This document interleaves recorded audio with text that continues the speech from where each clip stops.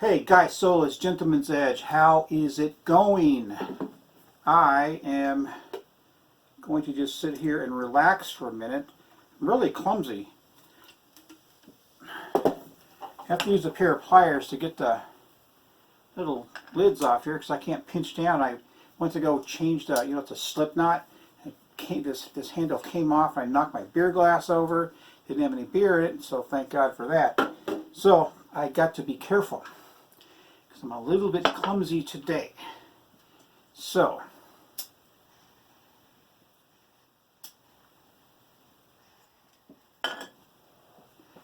just sit here for a minute and just mellow out. Got my kerosene heater burning, nice and warm in here. This is actually an addition I put on this house. I didn't put the heating in yet, and I probably never will. It's more like a utility room, really.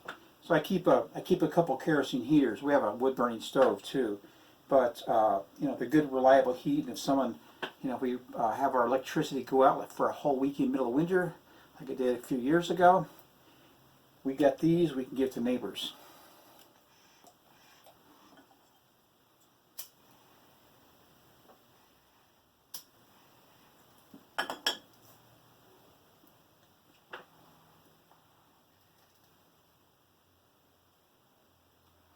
And no, this isn't any wacky weed.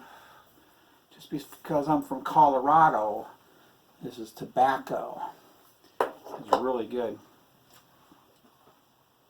Today's video is going to be about finishing stones. Everyone has, it seems like everyone has a tolerance to what level of finishing they do for their razor. Some people are happy with the lower grit. Some people have to have like the finest edge ever. Probably because a lot of it is probably because they know those stones are available and they obsess over and they buy them. They're great stones though.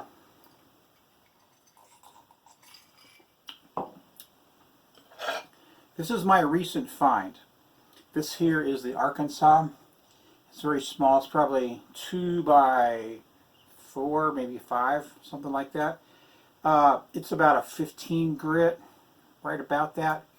And if you're used to finishing on a 12,000 grit, you'd be in hog heaven with this thing.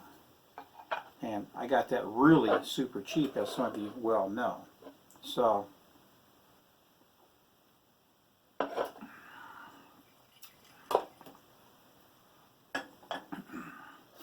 my most recent purchase is this caudicle. It's about it's about 2.5 by 2.5 by 1, 2, 3. I'd say 2.5 by 4. And it's got the backing on it. It's kind of an expensive stone. Depends on how you look at it. I would describe it as a hard stone, but see if it'll come up on camera. I put a little chip on it. When I was putting it away in a box, I dropped this slurry stone from about this far away around the corner, and it chipped it. It's not going to affect anything, but it was kind of surprising that it chipped. So that's how that is. So this one comes with a slurry stone. Now, when I was actually starting off honing, I wasn't happy with the 12. I wanted something, probably the best stone I could get, and it came to be that was a Suero 20K. Goikuma, I don't know how to say that, man. The whiskey's already hitting me. Anyway, this is the box it came in. It's a very nice box. It came with a little narrow stone with a handle that they put in here to clean the stone or something. It's pretty useless, really. But this is the stone right here. And when you first get it, it's pristine white. When you lap it, it's pristine white. And it's a very hard stone. It puts on an excellent edge on your razor. And when you clean when you lap your stone and it's real white, and you get your razor and you start honing on it, you can see the small particles of metal. So it does remove some metal as well as polish. And my stone actually kept the label on it. More about that later. So that's that stone. And I'm not using it right now because I'm using my caudicle. But this stone here just set me apart. And I was very happy to have this stone when I first bought it. Now, I got to tell you something about this stone. I haven't looked up the most recent prices on this stone, but back 3 years ago, you couldn't find this stone for under $450. And I didn't buy it at that price. I waited and I waited and I looked, kept looking. This guy was obsessed. And I actually found a guy that had 2 of these in Japan for $250, and I bought one. Everyone else probably had to pay full price. I don't know who he is or where he's from anymore, so don't ask.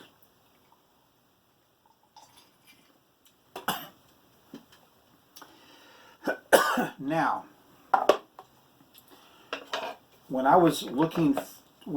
before I found this really nice caudicle, I was looking for different stones.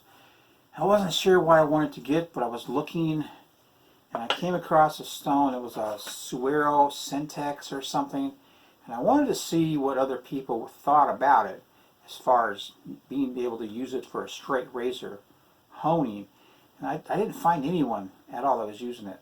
But I came across a couple videos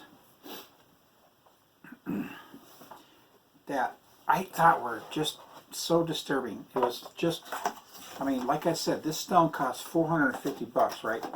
Okay, so the first guy, he gets a stone, he pulls it out of the box, he laps it. He puts pencil marks on this side of the stone, and he laps it. He laps all the lettering off the stone. That's like removing the letters off a JNAT. You know what I'm saying? It's like they got to be there. It authenticates the stone, you know. And he just laps them right off without even a second thought. The second guy I saw that was most disturbing was a guy who, I don't know what his problem was. I was angry the minute I saw him use how he used that stone. This is what he did. He got the stone, he did a slurry on it, and he got, remember that guy I was telling you about that had the straight razor, and he just going like a damn it on the stone, and it just filled with black metal flakes and just with no regard for the spine or nothing. This is exactly how this guy was using that 20K Suero, and I was just blown away, because you know that's not the kind of stone that this is. The kind of stone that the Suero is hard. It's a very fine stone. It's very expensive. You should take care of it. You should know how to lap it and how to use it. And you just go back and forth. I do 60 to 90 laps on each side, just super light. And I get the most polished edge. I get the best response that way. To not take care of a stone like that is just mind-blowing, man. It really is.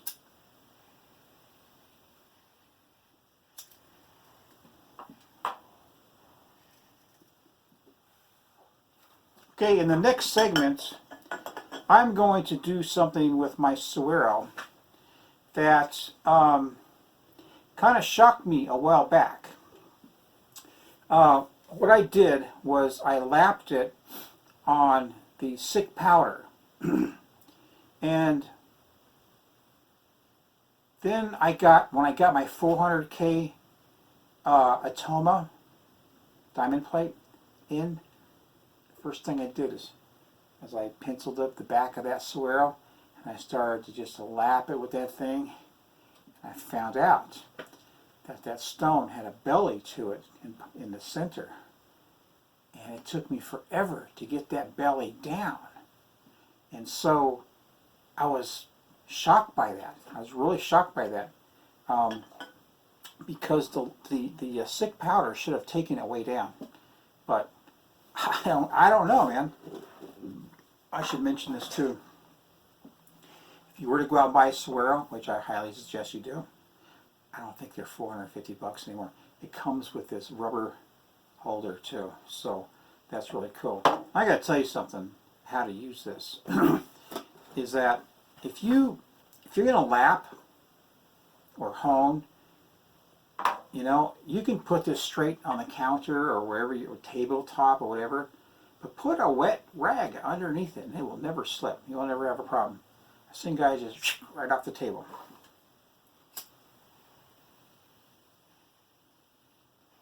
So I'll be right back, man. 2 shakes of a lamb's tail.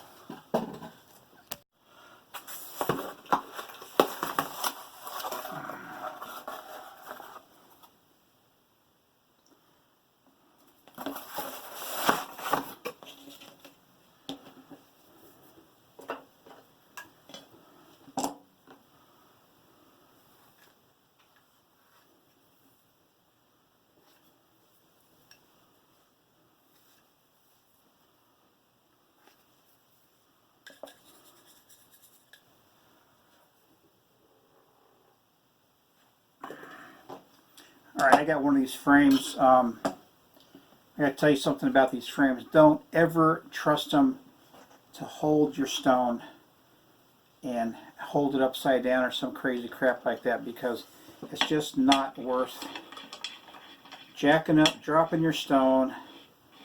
You know, I just use it and I tighten this son of a gun down as tight as I can get it.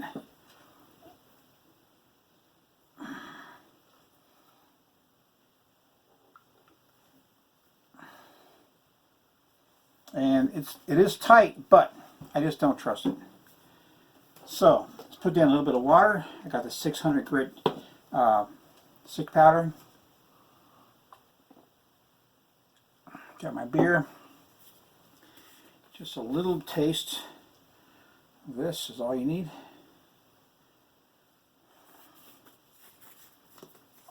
And I don't bother mixing it up or nothing. It just, the stone will do it. So what I'm going to do is just, I'll tell you, there's a lot of suction on this stone right now. So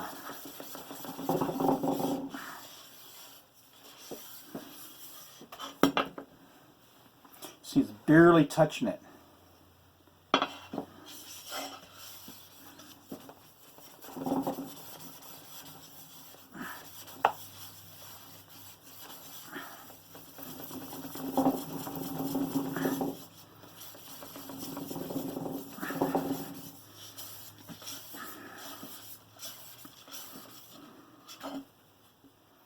Barely touching it. So I'll come back when I have better results, eh? Okay, so that's the 600 grit stick powder. All the lines are gone. So what I'm going to do is add more lines. And I'm going to see if I can duplicate what happened to me a while back.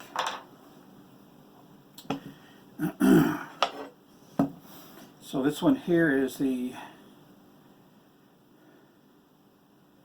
400 grit Atoma plate.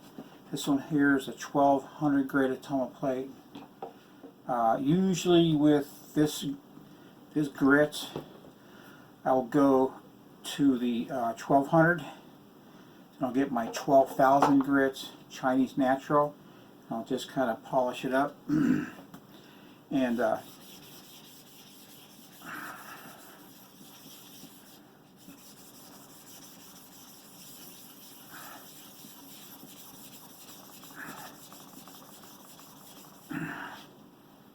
this is the results I'm getting right now. Now, according to the stick powder, this is perfectly flat. But as you can see, I'm wearing right here now. So that's the belly I was talking about. Let's see if I can get you to see this.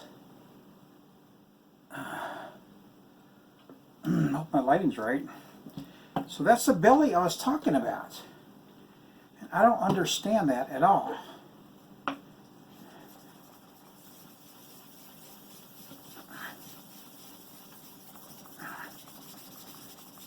And quite frankly,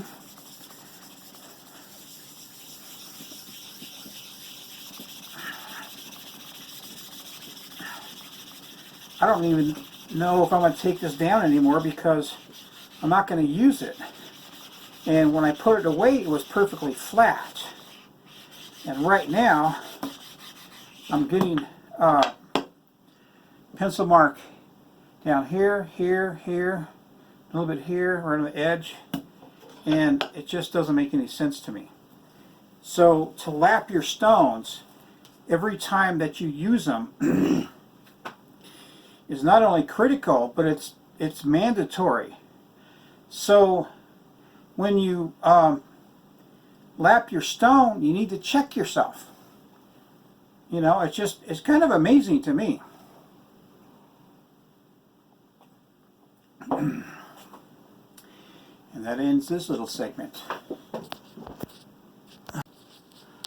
Alright, I think after this I'm going to go get some of that stew that I made.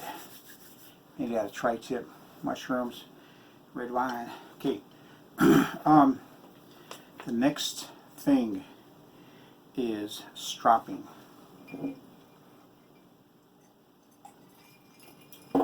seen guys. I've seen guys who strap the razors on junk. Plastic little Chinese kitty straps that have no place in anybody's shaved in if you're serious. If you're a serious shaver. Now I just happen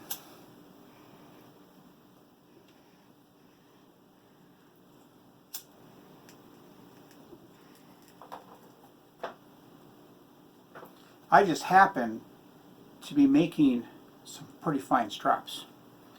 Let me show you. Let me show you the strap. And I take them apart. I use different parts. I like to make shit, man. I like to build stuff, like use my fingers and shit like that. This strap here, Imperial Russian, and it's a pretty thick piece of hide, and it's corrugated on the back side. And it's still in very good shape. I just found this. I said, man, that's in pretty damn good shape. Because if you cut them, you can just sand them, really. So that's that, right? Here is probably the very first strap that I got. Yes, it is. Because what I did is I took that one I just showed you and replaced it with my own. And you can tell I was new. Look at all the cut marks on it and crap. But what's important here is this chromium oxide paste. I think it ruined my strap. I don't think, personally, I don't like the pastes. I just don't. To me, it's like kind of unpredictable, and I'll get back to that in a second.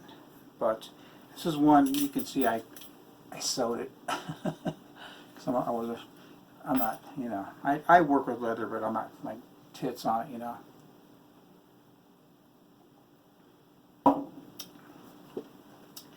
Here's one that I made for myself. It's has a double D rings. It's very nice. The leather is just perfect.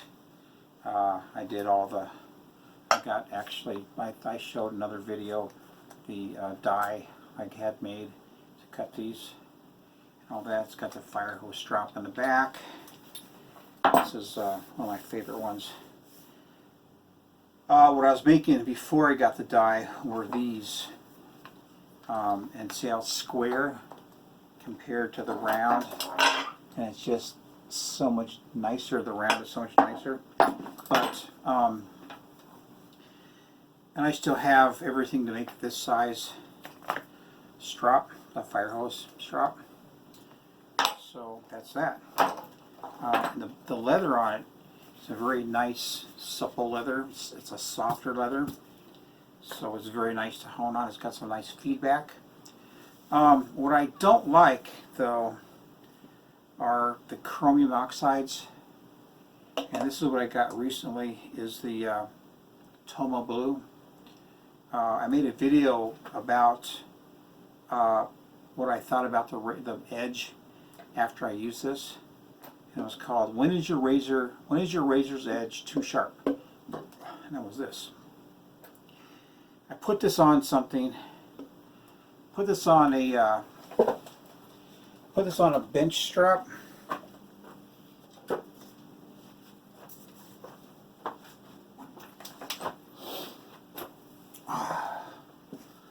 Like this. And it just, you know, it's just, I don't know. This is what I think about it, is that if you have a machine that puts something down like the Tomo Blue, perfect, right? Perfect, right? If you do it yourself, and you got a tool, and it'll create ridges and valleys a little bit, and it just doesn't work too good, at least on that. I don't know how anyone else uses it, but I was turned off by it pretty much immediately. So what I'm going to do is I'll take this off. I'll put some kangaroo or something on here. So this is one of the paddle straps that I made. and this side is the nice leather, and this side here had the chromite green on it. I just never used them, man. I think they're just too unpredictable. I mean, you sit there and you hone your razor. Now, if I hold my razor and I go from, you know, whatever grit up to 20K or the cuticle, I know what the edge is going to be like in the end. But if I put my razor on one of these stropping pastes, it's like a guess to me. It's like, okay, what's this going to be like? Shit, I put those 2 razors that I had in that video, when it's sharp, too sharp. I put those on my and it just bit into my skin. It's just way too sharp, way too sharp. Anyway, so, yep, that's it.